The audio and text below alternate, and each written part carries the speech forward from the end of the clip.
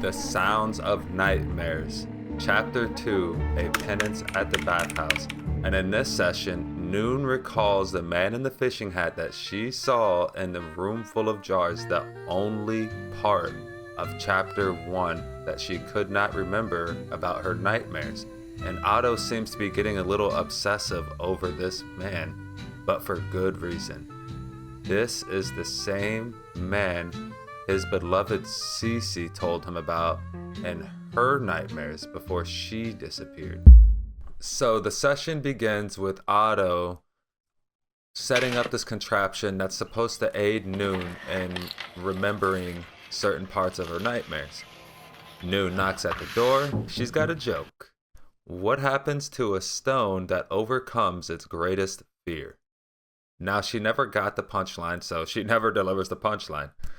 Noone is telling him that she feels comfortable describing this nightmare this time. Unlike Chapter 1, she even feels at ease delving back into her nightmare. And before Otto can finish his sentence, Noone just jumps right in. The nightmare begins with Noone waking up to a very humid air because she's on an ocean-side rooftop.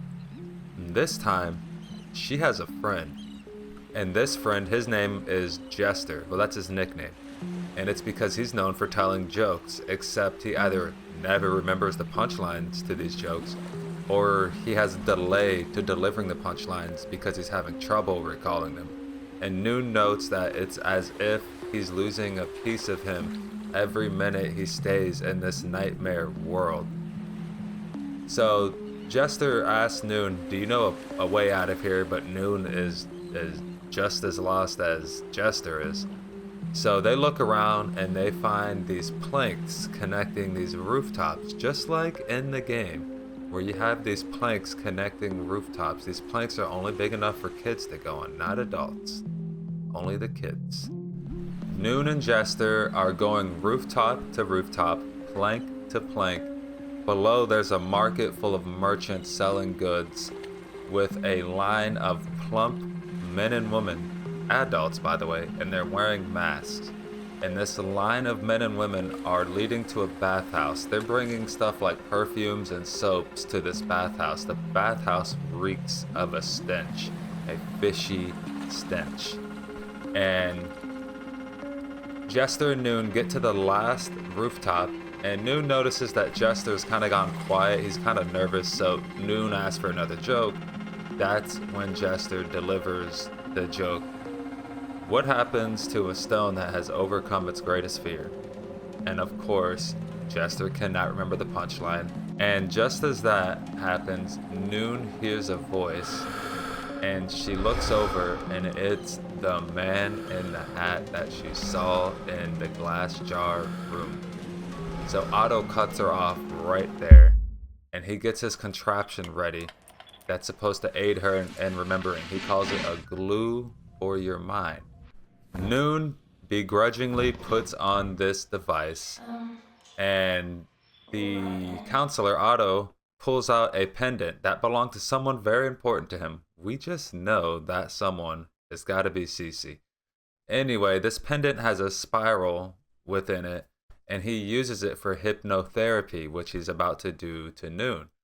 And he tells Noone to stare into the pendant as it sways back and forth, just try to gaze into the spiral, because he's trying to get her to go right back into the dream where she cannot remember this man's face, the man in the fishing hat who Noone now calls the Candleman.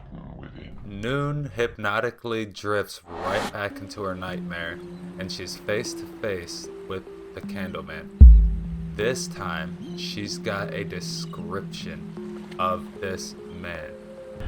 His eyes are long slits, skin rough, sagging, like melting wax. The Candleman does not speak. He communicates with Noone telepathically. He's been watching her for a long time, observing her, wanting her. The Candleman wants Noone to open herself up to this nightmare world. And Just as she turns away from the Candleman, she hears a voice screaming in the background. So she descends down this ladder. She gets into the bathhouse, and she enters this room with shallow bathtub, and it's reminding her of her water sickness. It sounds like some type of parasitic infection she might have had from the water. And she's starting to get itchy all over her body. So itchy. So Otto quickly snaps her out of her hypnosis and takes the contraption off of her. Noone asks Otto, did it work? Did the apparatus glue parts of my mind back together? And Otto says yes, it worked for the most part. So they get back into Noone's nightmare, and she's at the bathhouse. It's very steamy. She can't see that well, but she can see just enough. And all the plump men and women are in there cleaning themselves. They're bathing. And she notices one, the biggest brute of them all, that's covered in warts. He's scrubbing himself with something that seems alive. She quickly notices that thing is Jester. Jester is being used as a scrubber, and this big brute just keeps repeating the same line. Divide the grime from the divine.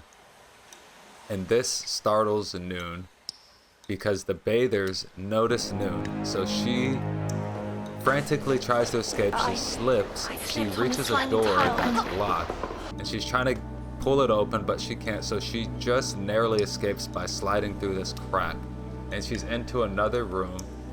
The big brute is beating behind the other door, and he breaks in just as Noone is escaping from a window.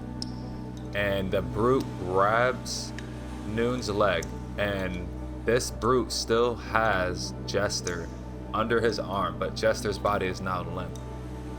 And the brute grabs Noone's leg, yanks her out, and just as she's falling, she grabs this glass jar full of a white chemical, and the jar breaks all over the big brute, and it burns him. And Noone says she feels good about burning him, and that she's starting to get comfortable with this darkness. Just like the Candleman once. And then that's the end of her nightmare. She wakes up. Before sending Noone off to her room, Otto asks, what happens to a stone that overcomes its greatest fear? The stone becomes a little boulder. And so with that, the session ends. Otto gives her nightly confectionery candy. Sweet. And chapter 2 is over.